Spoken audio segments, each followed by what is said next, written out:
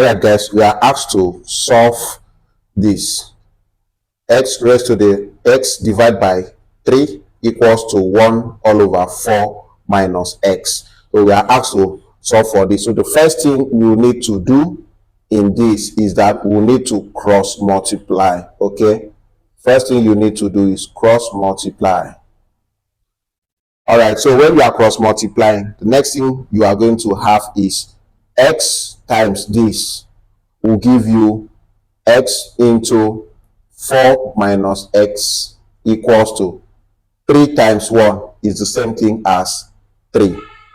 So after you have gotten this, you need to open this bracket. So 4 times x is the same thing as 4x, and x times minus x is the same thing as minus x squared, which is equals to 3.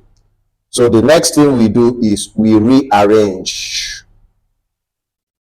So if we rearrange this equation, we are going to have x squared, we are going to have x squared minus 4x plus 3 equals to 0. Now, after this, we are going to factorize. Okay, so for us to factorize, remember I have told you in the previous example that when you have things like this, you look for two numbers. When multiplied will give you 3, and when multiplied will give you the coefficient of x. So, and those two numbers are minus 1 and minus 3.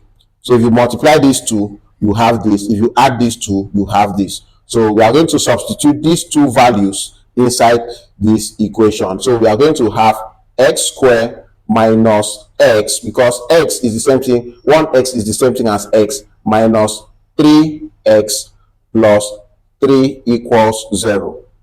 Okay, so having this, we now pick a common factor for these two and for these two. So if you pick x as the common factor here, what you are left with here will be x, so that x times x will still give you x squared minus 1, so that x times minus 1 will still give you this. So here we'll have minus 3 as our common factor, and we'll have inside x minus 1 inside, which is equals to 0. So we will now have next as x, having this same thing, we copy one of them, equals to 0, or our x will be minus 3 will be equals to 0. So x now will be equals to 1, or x will be equals to 3.